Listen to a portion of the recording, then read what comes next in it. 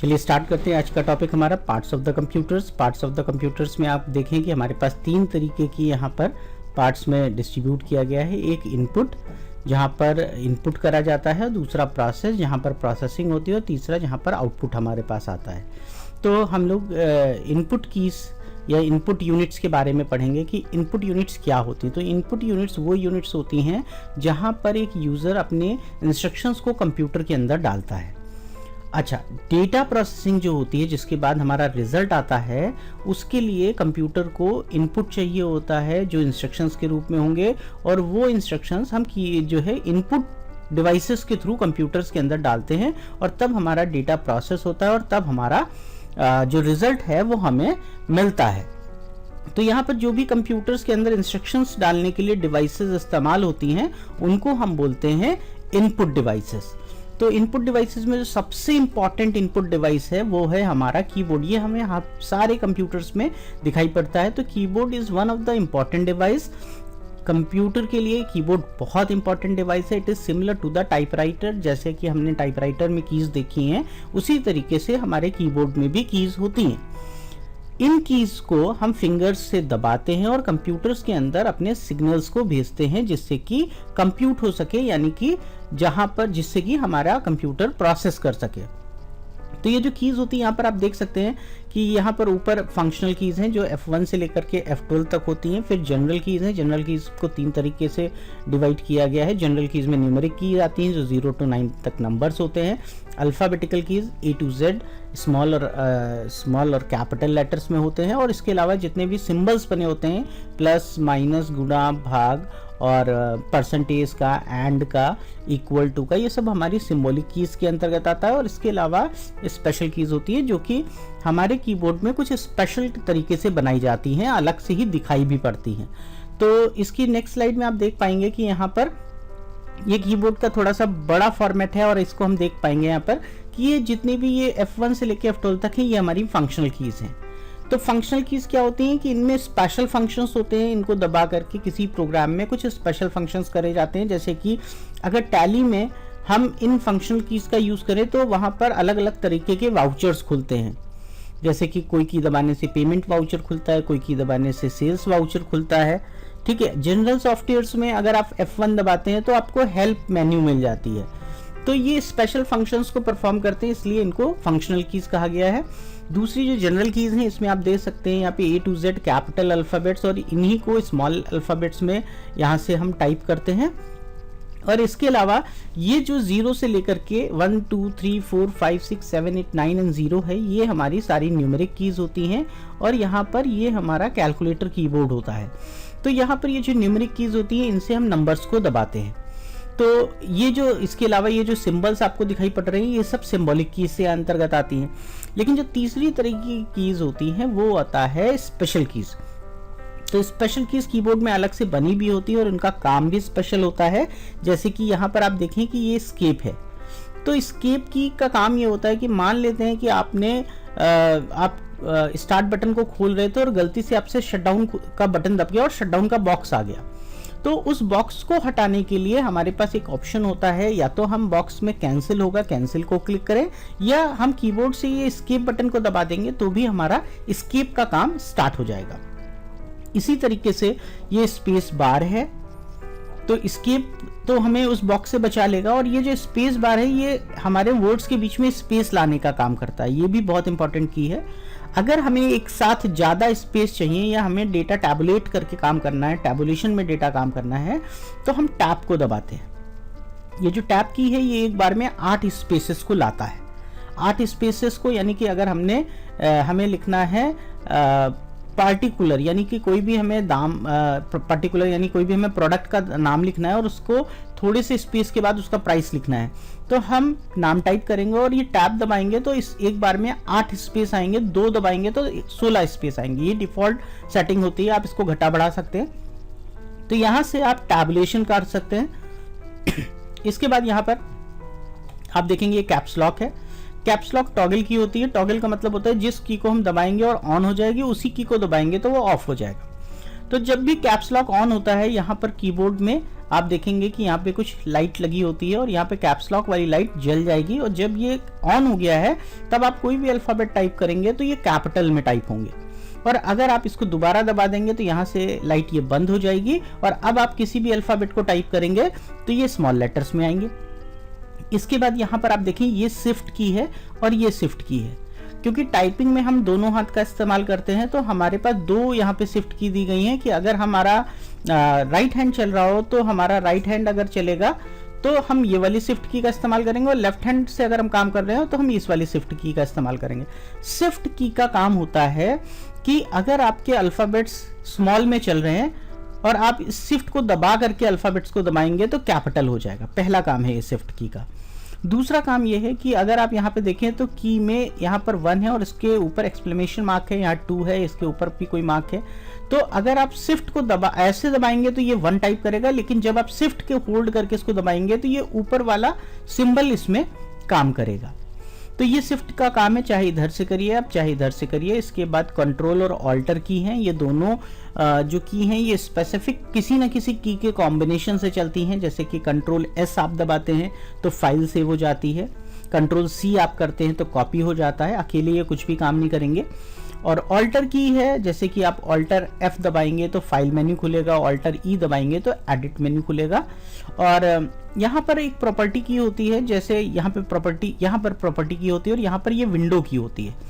Window की का काम होता है कि जब आप स्टार्ट बटन को ओपन करते हैं तो माउस से ओपन करते हैं, अगर आपको कीबोर्ड से ओपन करना हो तो विंडो की को दबाएं तो ये कीबोर्ड से भी ओपन होता है।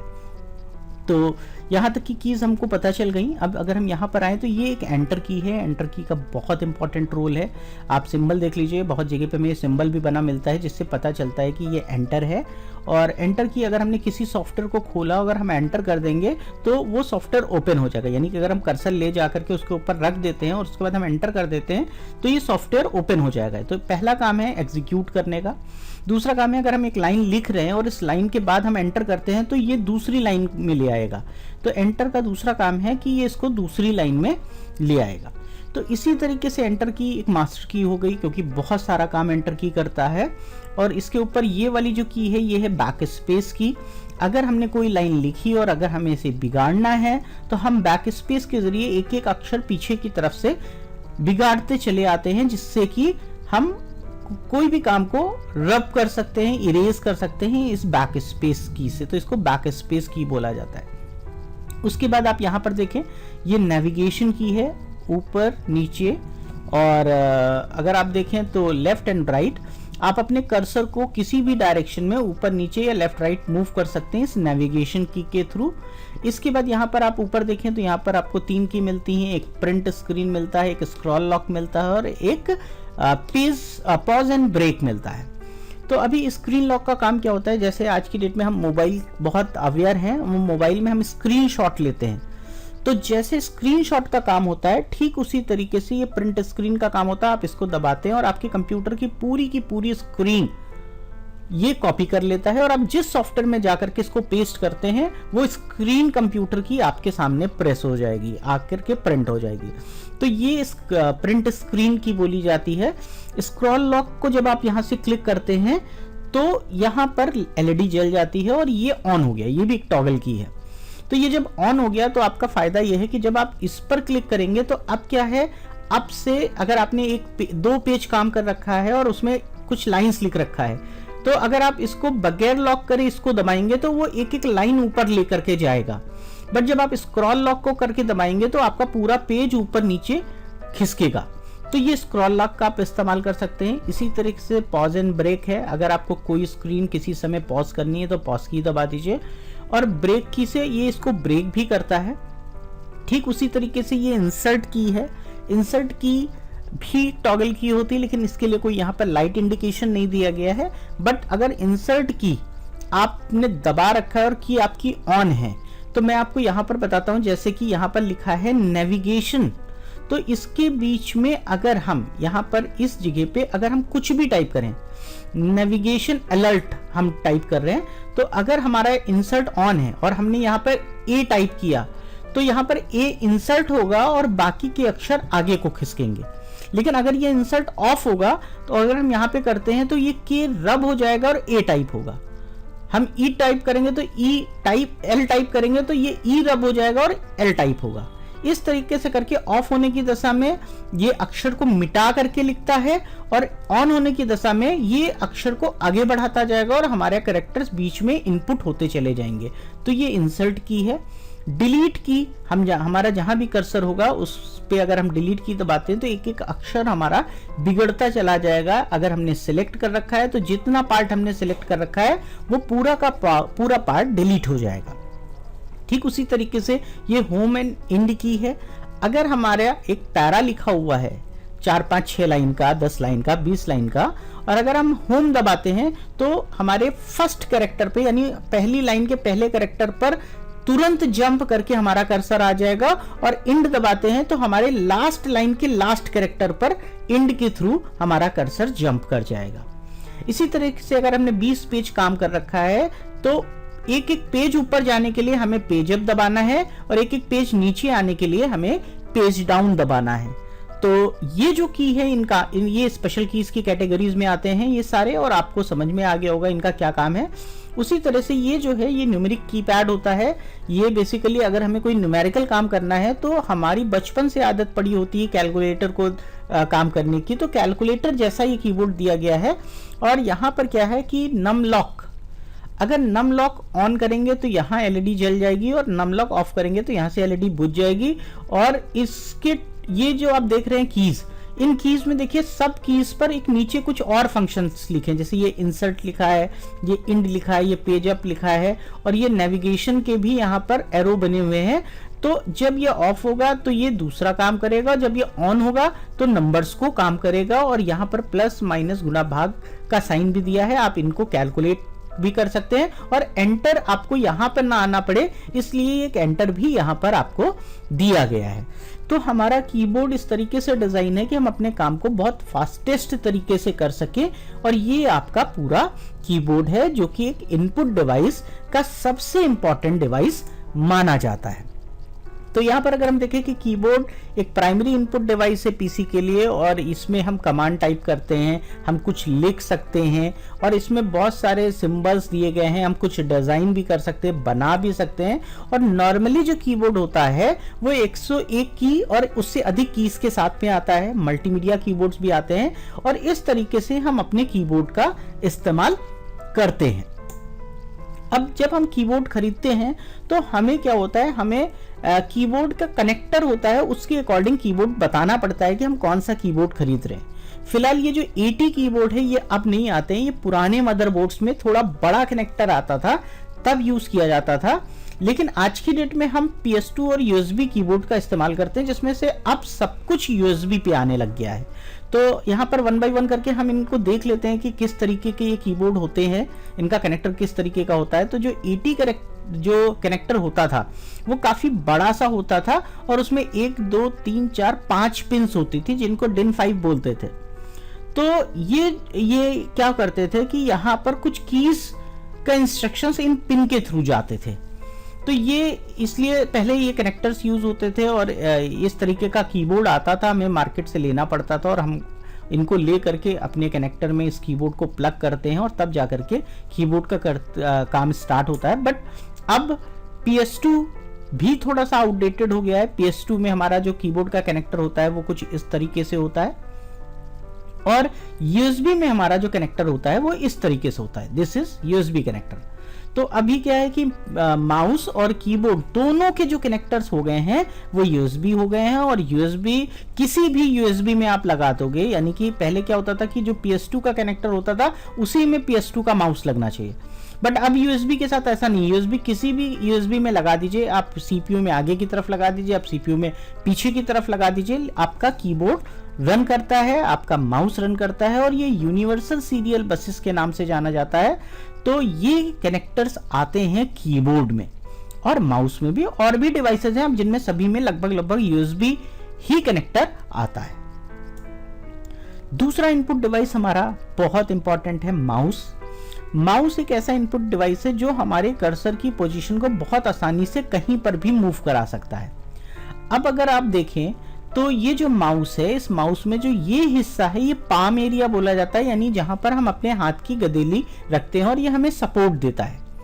उसके बाद यहाँ पर एक बटन होता है और एक बटन यहाँ ये होता है। तो ये लेफ्ट एंड राइट बटन होते हैं और ये व्हील होता है, स्क्रॉल व्हील इसको बोलते हैं। तो अभी क्या है कि सबसे पहली चीज़ तो जो माउस है उसको जो डगलस सी एंगलबर्ट नाम के वैज्ञानिक हैं, इन्होंने 1963 में डेवलप किया। और माउस बहुत तरीके के पहले आए, बट आज की डेट में ऑप्टिकल माउसेस आ रहे हैं जिनमें नीचे की तरफ एक लाइट होती है, एक सेंसर होता है, और इसको हम बहुत थोड़ी सी ही जगह में अब घुमा करके अपनी पूरी स्क्रीन पर माउस के पॉइंटर को रोटेट कर सकते हैं और कहीं पर भी जाके क्लिक कर सकते हैं, कोई भी चीज़ उठा करके कहीं पे ड्रैग एंड ड्रॉप कर सकते हैं। तो ये माउस है। माउस आज की डेट में माउस बहुत इंपॉर्टेंट है, पॉइंटिंग डिवाइस है, और माउस और कीबोर्ड को नेसेसरी डिवाइस माना गया है। अब इसके बाद अगर हम लोग बात करें तो कंप्यूटर में अब हमारे पास ऑप्शनल डिवाइसेस हैं जो हमें ज़रूरत के हिसाब से लगाने हैं। जैसे कि हमें पता है कि कंप्यूटर आज की डेट में गेमिंग पर्पस से भी यूज़ किया जाता है। तो जब हम गेमिंग पर्पस से कंप्यूटर्स को यूज़ करते हैं तो हम कीबोर्ड से गेम तो खेलते हैं, but keyboard is not an appropriate device. का कीबोर्ड एक अच्छा डिवाइस नहीं है गेम खेलने के लिए, उसमें तो कीज बनी है। बट हमें की जब गेम हम खेलते हैं तो हमें नेविगेट करना पड़ता है, हमें एक्शंस करने पड़ते हैं, हमें किसी भी तरीके के गेम के हिसाब से हमें उसके रिलेटेड ऑप्शंस चाहिए होते हैं। तो हम जब वीडियो गेम्स खेलते थे तो हमें जॉयस्टिक मिलता था, और जॉयस्टिक बहुत आसान सा डिवाइस बनाया गया है जिससे कि आप गेम खेल सकते हैं। तो कंप्यूटर में भी हमारे पास जॉयस्टिक हैं, इस तरीके से भी आते हैं और इस तरीके से भी आते हैं। इन जॉयस्टिक्स के जरिए हम बहुत आसानी से कंप्यूटर में गेम्स खेल सकते हैं। केवल गेम्स में जा करके हमें अपना इनपुट डिवाइस जॉयस्टिक लगा लेना होता है और उसके बाद उसमें मूवमेंट करना है, हमें शूट करना है, हमें जंप करना है। ये बहुत इजी हो जाता है। आप सिंगल हैंड से भी गेम को ऑपरेट कर सकते हैं अगर आप जॉयस्टिक इस्तेमाल कर रहे हैं। तो जॉयस्टिक हमारा एक गेम कंट्रोलिंग डिवाइस है, लेकिन एक इनपुट डिवाइस की ही कैटेगरी में आता है। उसी तरीके से अगर हमें कंप्यूटर के अंदर कोई भी फोटोग्राफ, पेपर पे बनी कोई भी डिज़ाइन, जैसे कि हमें आजकल पता है कि हमें बहुत बार ऐसा होता है कि हमें आधार कार्ड स्कैन करके किसी साइट पर अपलोड करना पड़ता है या अपनी फ़ोटो अपलोड करनी पड़ती है, तो हमें इसके लिए स्कैनर डिवाइस आती है जो कि इनपुट डिवाइस के कैटेगरी में है। इस तरीके की होती है। हमें क्या करना होता है, अपना पेपर पे बनी पिक्चर इस पे रखना पड़ता है, इसको बंद करना पड़ता है, और बंद करने के बाद हमारे CPU से ये डिवाइस जुड़ी हुई होती है और हम इसको कंप्यूटर में जा करके स्कैन कर लेते हैं और हमारा पेपर पे बना जो भी चीज़ है वो पेपर हमारा पूरा का पूरा पिक्चर के रूप में कंप्यूटर के अंदर आ जाता है। तो चूंकि ये भी एक इनपुट करा रहा है, इसलिए स्कैनर भी हमारा एक इनपुट डिवाइस है जो कि फोटोग्राफ्स को या डिजाइन्स को कंप्यूटर के अंदर लाने का काम करता है। तो ये रहा हमारा स्कैनर। नेक्स्ट है हमारे पास इनपुट डिवाइस में लाइट पेन।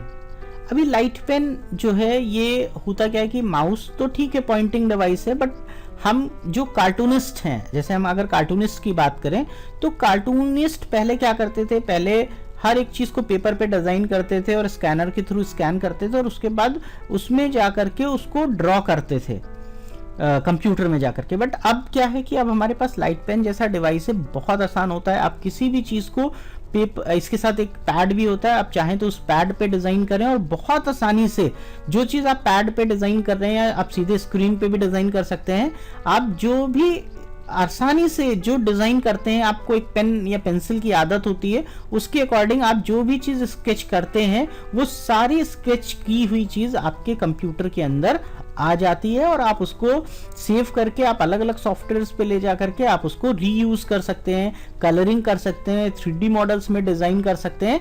लेकिन बेसिक पहले ये है कि आप इनपुट डिवाइस के माध्यम से उसको कंप्यूटर में स्केच करें। तो कभी भी जब कोई चीज़ स्केच करी जाती है तो उसके लिए हमें लाइट पेन की ज़रूरत होती है। और इंटरेक्टिव अगर कोई चीज़ है हमारे पास तो इंटरेक्ट करने के लिए, मतलब आजकल कुछ टीवी भी ऐसी आ गई हैं जहां पर आप किसी चीज़ को क्लिक करना हो तो आप आराम से इस तरीके के लाइट पेन होते हैं, आप उससे क्लिक करें और वो चीज़ ओपन हो जाती है, या आप वहां पर भी लिख सकते हैं या वहां पर भी आप ड्रॉ कर सकते हैं। तो ये एक बहुत अच्छा इंटरेक्टिव डिवाइस है जिसको लाइट पेन के नाम से जाना जाता है, और आप इसमें स्केचिंग और कुछ भी डिज़ाइन करना है जिसमें आपको बिल्कुल एक पेन की तरह से आप इसको पकड़ करके काम कर सकते हैं। तो ये आपका लाइट पेन है। नेक्स्ट अगर हम बात करें तो हमारे पास कुछ MICR जैसी एक इनपुट डिवाइस होती है। ये बैंक्स में इसका इस्तेमाल होता है। MICR जो होती है मैग्नेटिक इंक कैरेक्टर रीडर होता है। ये स्पेशल टाइप्स के इंक के कैरेक्टर्स को रीड करता है और उन सारे कैरेक्टर्स को कंप्यूटर के अंदर ले आता है। तो जैसे कि होता क्या है कि चेक्स जो बैंक के थ्रू चेक्स इशू होती हैं, तो बैंक्स में ये खासकर डिवाइस लगी होती है और क्या करता है कि आप जैसे ही इसको लगाते हैं इस चेक के इस मशीन के अंदर, वो इसके पर्टिकुलर नंबर्स को उठा करके स्कैन कर देता है। दूसरा, आप जैसे आपके पास ATM होता है, तो ATM क्या होता है कि आप सबसे पहले ATM मशीन में जाकर के ATM को लगाते हैं, तो वहां पर जब ATM के पीछे की स्ट्रिप होती है वो मैग्नेटिक इंक से ही उसके अंदर भी कोडिंग होती है, और वो जो जहां पे ATM आप लगाते हैं उसके बाद वो सारी डिटेल को स्कैन करके और वो कंप्यूटर के अंदर डालता है, और उसके बाद वो आपसे डिटेल पूछता है आपका पिन क्या है, आपका क्या चीज़ है, फिर आप उसको टच पैनल के थ्रू करते हैं। लेकिन वो जो डिवाइस जो मैग्नेटिक इंक कैरेक्टर्स को रीड करके कंप्यूटर्स में ला रही है, उन सारी डिवाइसेस को हम MICR बोलते हैं, मैग्नेटिक इंक कैरेक्टर रीडर बोलते हैं। दूसरी चीज आ गई ऑप्टिकल कैरेक्टर रीडर या optical marker reader. Optical marker reader भी एक बहुत अच्छी डिवाइस है। आज की डेट में जब हम किसी कॉम्पिटिशन्स में बैठते हैं या किसी एग्जामिनेशंस में बैठते हैं, तो हमें OCR सीट दे दी जाती है और हम क्वेश्चंस को पढ़ते हैं और उनके हिसाब से जो भी सही आंसर होता है उसको इस तरीके से करके हम लोग कैरेक्टर्स में डार्क करते हैं। और होता क्या है कि ये शीट इस तरीके से उस OMR या OCR मशीन्स में लगाई जाती है और वो इन डार्क कैरेक्टर्स को ये स्कैन करके कंप्यूटर्स में डाल देता है। और यहाँ पर बहुत सारा फायदा होता है कि पहली चीज तो गलतियां नहीं होती, ह्यूमन मिस्टेक्स जो होती हैं वो नहीं होती हैं, बहुत इजी तरीका होता है और बहुत आसानी से एक्यूरेट डेटा हमारे कंप्यूटर के अंदर आ जाता है। तो ये OCR मशीन्स होती हैं जो कि इस तरीके से ऑप्टिकल कैरेक्टर या ऑप्टिकल मार्क को रीड करके कंप्यूटर्स के अंदर डालता है। इसके बाद बात आती है बारकोड रीडर। बारकोड रीडर आज की डेट में आपने देखा होगा, जब भी आप किसी भी वॉलमार्ट या बिग बाजार जैसी जगह पे आप जाते हैं और बहुत सारे आप सामान खरीदते हैं, तो होता क्या है कि वहाँ पर नंबर ऑफ लैक्स में, लाखों की तादाद में प्रोडक्ट्स होते हैं जिसको किसी व्यक्ति को याद रखना, उसके प्राइस याद रखना पॉसिबल नहीं होता है। तो क्या होता है कि हर प्रोडक्ट पर इस तरीके का बारकोड छपा हुआ होता है और उनके सॉफ्टवेयर में जहां पर उनकी बिलिंग काउंटर्स बने होते हैं वहां पर इस तरीके की एक मशीन होती है, बारकोड स्कैनर। और होता क्या है कि इस बारकोड के अंदर उस प्रोडक्ट से रिलेटेड उसकी पूरी इंफॉर्मेशन छुपी है। और यहाँ पर जब हम इसको इस बटन को इस बारकोड रीडर को हम इसके ऊपर चलाते हैं तो एक बीम निकलती है, एक लाइट निकलती है जो इसके पड़े हुए सारे कोड्स को डिकोड करके हमारे सॉफ्टवेयर में ला देता है।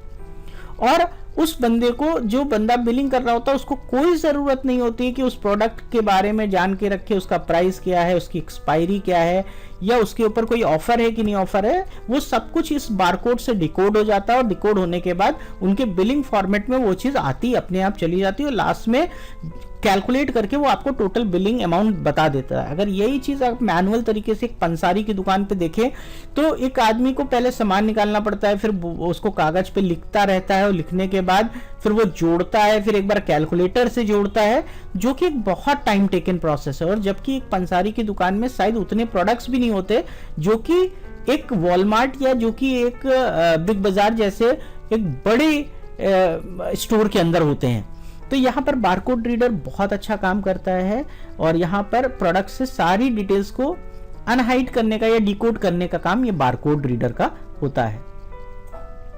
यहाँ पर अगर हम बात करें तो नेक्स्ट हमारा है टच स्क्रीन। टच स्क्रीन आज की डेट में हर आदमी अवेयर है क्योंकि सभी के पास फ़ोन है और फ़ोन में आज की डेट में 90% फ़ोन्स टच स्क्रीन के ही लोग इस्तेमाल करते हैं। बहुत पुराने कुछ ऐसे लोग हैं जिनको शायद टच फोन्स नहीं समझ में आते और वो आज भी कीपैड इस्तेमाल कर रहे हैं। तो टच स्क्रीन क्या होता है, आप स्क्रीन पे ही टच करके आप सिग्नल्स को इनपुट कराते हो। तो जैसे कि मैंने आपको एक एटीएम का एग्जांपल दिया कि एटीएम में जब आप एटीएम कार्ड को लगा देते हो तो जो भी फर्दर इंफॉर्मेशन होती है वो आप स्क्रीन पर टच करके देते हो। तो टच स्क्रीन जो है वो भी एक इनपुट डिवाइस है जो आपका टच किया गया ऑप्शन कंप्यूटर के पास निर्देश के रूप में भेजता है कि हाँ आपने सेविंग अकाउंट टिक किया है। फिर सेविंग के बाद आपने विड्रॉल टिक किया है कि हाँ आपको पैसा निकालना है। फिर आप जो है जब नंबर आपको टाइप करना होता है तो आपको कीबोर्ड का इस्तेमाल करना पड़ता है, अदरवाइज आप सारे ऑप्शन चूज करते हैं जहां पर वो आपको स्पेसिफिक ऑप्शन देना चाहते हैं, आप इसके अलावा कुछ ना छू सकें, इसलिए वहां पर टच पैनल होता है और आप टच करके अपने इंस्ट्रक्शंस को कंप्यूटर के अंदर भेजते हैं और टच स्क्रीन इस तरीके से एक इनपुट डिवाइस के रूप में काम करती है। अगर हम आगे बढ़ें तो अभी क्या है कि और भी बहुत सारे इनपुट डिवाइसेस हैं जो शायद हमें देखने को नहीं मिलते हैं, लेकिन मैं आपको इस पीपीटी के जरिए मैं आपको समझा रहा हूँ, इस वीडियो के जरिए मैं आपको समझा रहा हूँ।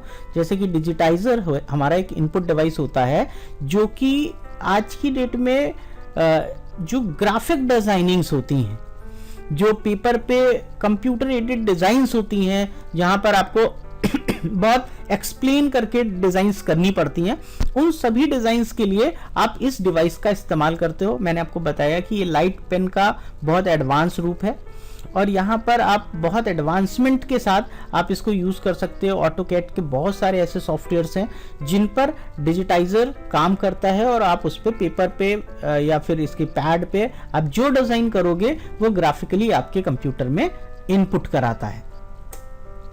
इसके बाद अगर देखा जाए तो माइक्रोफोन, कंप्यूटर्स के थ्रू हम माइक्रोफोन्स भी बात करते हैं। जैसे कि आज आप मेरी वॉइस को सुन रहे हैं तो मेरी वॉइस अगर कंप्यूटर के अंदर आई है तो वो एक माइक्रोफोन के जरिए आई है, तो माइक्रोफोन भी हमारा एक इनपुट डिवाइस है। वैसे माइक्रोफोन कई प्रकार के आते हैं, बट यहाँ पर हमने आपको एक नॉर्मल माइक्रोफोन दिखाया है जो कि कंप्यूटर में ऑडियो सिग्नल्स को इनपुट कराने का काम कर रहा है। और खासकर आज की डेट में आप ऑनलाइन पढ़ाई कर रहे हैं, ऑनलाइन स्टडीज़ कर रहे हैं, ऑनलाइन मीटिंग्स होती हैं, तो यहाँ पर जो वेबकैम्स होते हैं वो वीडियो इनपुट लेते हैं और उसी तरीके से जो माइक्रोफोन्स होते हैं वो आपकी ऑडियो इनपुट्स को लेते हैं। उसके बाद डिजिटल कैमरा है। डिजिटल कैमरा आपके इमेजेस को, रिकॉर्ड किए गए कैमरा फोटोग्राफ्स को और इन सब चीज़ को कंप्यूटर्स के अंदर इनपुट कराने का काम करता है। और mobile is the best example कि उसके अंदर सारी चीज़ें दी गई हैं, एक माइक्रोफोन भी है, उसके अंदर कैमरा भी है। तो ये एक ऐसा गैजेट है जो बहुत सारी चीज़ों के साथ कंप्राइज होकर के आया है, यानी कि एक कॉम्प्रिहेंसिव डिवाइस है। लेकिन डिजिटल कैमरा भी यूज़ होता है जब हमें एक्स्ट्रा फोटोग्राफी करनी होती है, क्वालिटी फोटोग्राफी करनी होती है, तो हम फिर कैमरा से ही फोटोग्राफी करते हैं और उसको कंप्यूटर्स के अंदर लाते हैं। तो ये भी एक इनपुट डिवाइस की कैटेगरी में है। इसके अलावा कुछ ऐसे गेम्स हैं जो कि सिमुलेटर्स की तरीके से काम करते हैं।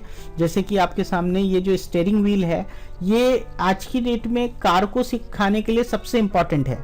पहले क्या होता था कि कार अगर हमें सीखनी होती थी तो हम सीधे कार पे बैठते थे और चलाना सीखते थे, जिसके कारण हो सकता है कि कहीं पर ट्रैफिक इतना हो कि आपको परेशानी हो या कोई किसी के साथ कोई मिस हैपनिंग हो जाए।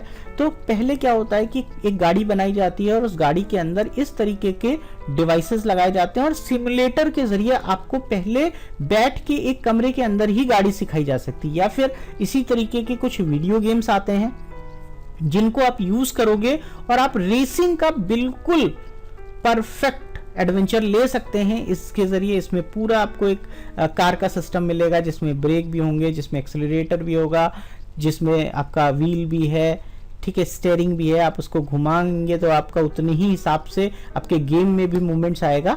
लेकिन ये जो डिवाइस है ये इनपुट कराने का काम कर रहा है, आपके गेमिंग एक्सपीरियंस को तो बढ़ा रहा है, लेकिन जस्ट ये एक सिमुलेटर का काम कर रहा है, एक वर्चुअल सिमुलेटर का काम कर रहा है कि कैसे ये डिवाइस काम करती है जैसे कि एक एक्चुअल कार का स्टीयरिंग और ब्रेक एक्सीलरेटर काम करता है, ठीक उसी तरीके से ये काम करेगा। तो आपको कहीं ना कहीं ये फीलिंग आएगी कि आप कार को चला रहे हो। तो ये भी एक इनपुट डिवाइस है जिसका आप इस्तेमाल करते हैं। अगर हम आगे बात करें तो हमारे पास अब जो है गेस्चर रिकग्निशन डिवाइसेस भी आ चुके हैं। मतलब आप गेम्स को खेल रहे हैं और आपको क्या करना है, अगर आपका कोई जंपिंग का गेम है या आपको कोई ऐसा गेम है जहां पर आपको रन करना है, दौड़ना है, तो आप क्या कर सकते हैं, अब गेस्चर रिकग्निशन डिवाइसेस का इस्तेमाल करते हैं और इसमें जिस तरह से आप मूवमेंट करेंगे, अगर आप लेफ्ट को भाग रहे हैं थोड़ा सा घूम करके तो आप इसमें लेफ्ट हो जाएगा। आप इसमें जैसा आप अपने हाथ को दिखाएंगे या इसके साथ कुछ कभी कभी डिवाइसेस में मिलती है, इनको पकड़ करके जैसा भी आप मूव करोगे उस तरह से नेविगेट होता है हमारे स्क्रीन पर।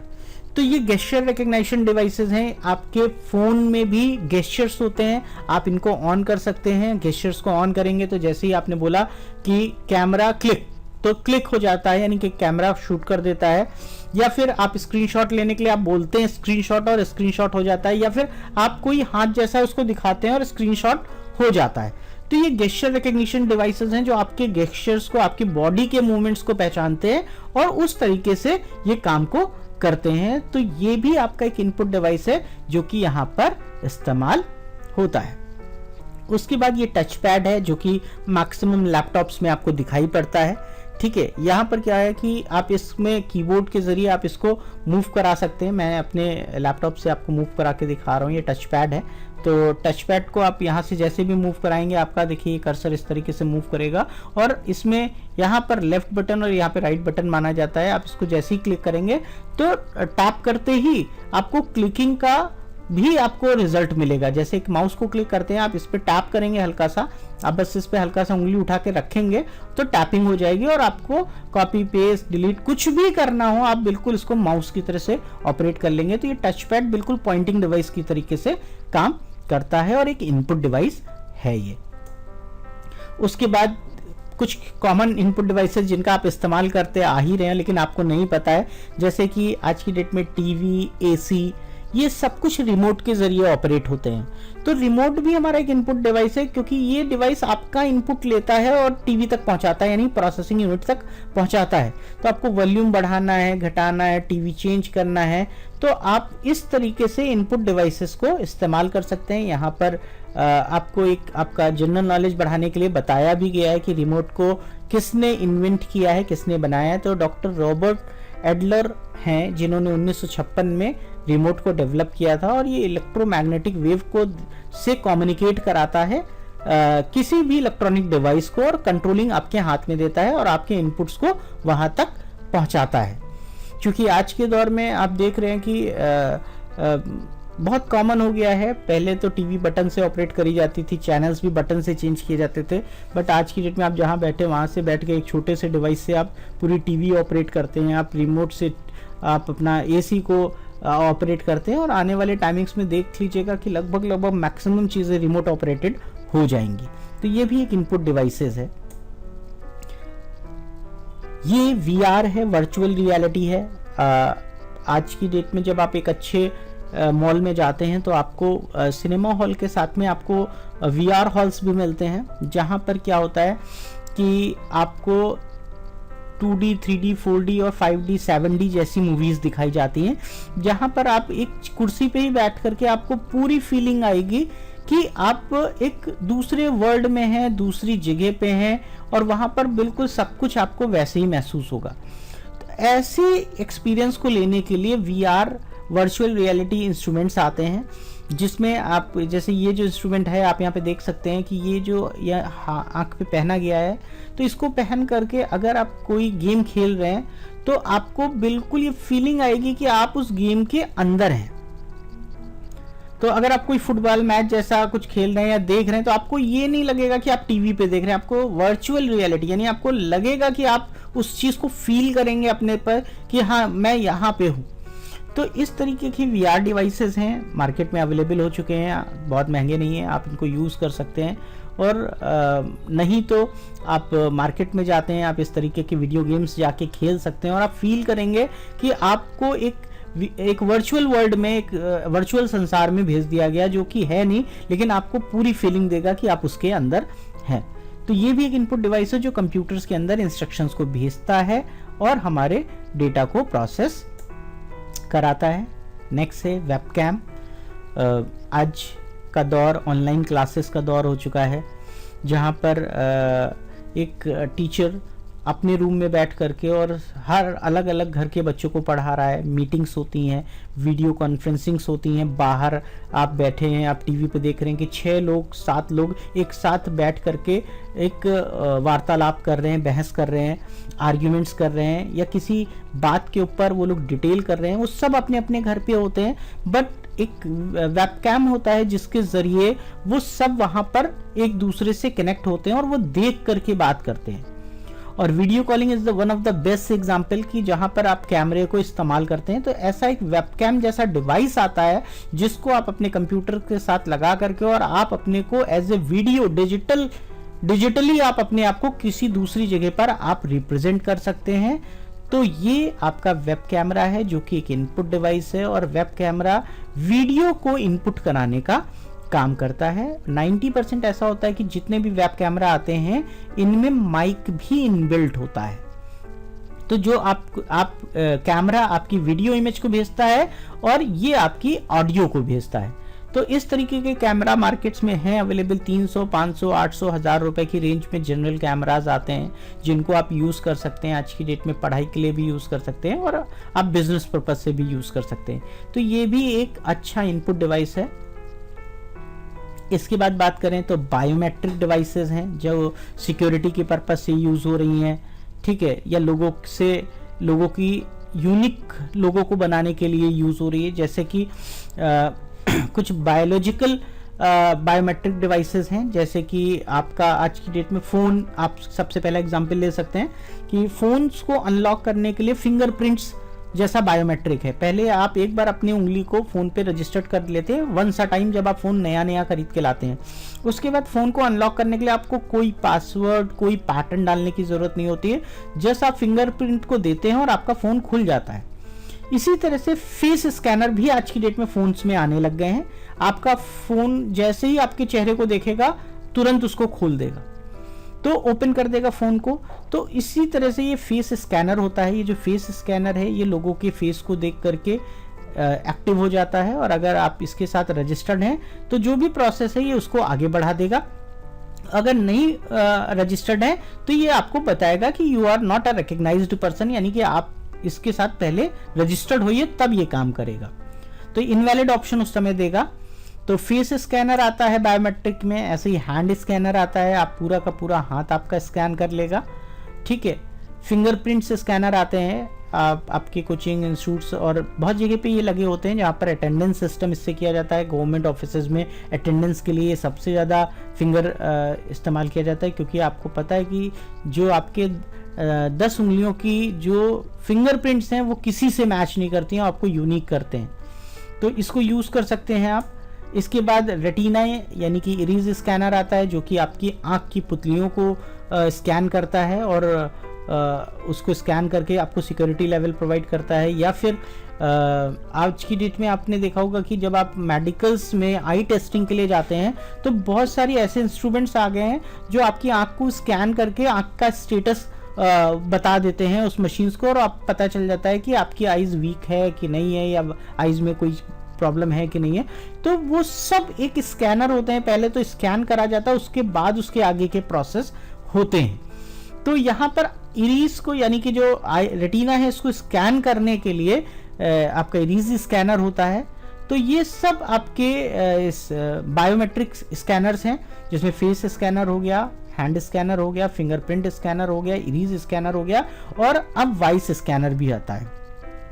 आपको पता है कि इस समय जैसे आईफोन है तो आईफोन में सीरी होता है, और इसी तरीके से एलेक्सा है जिसमें आप बोल करके कमांड देते हैं।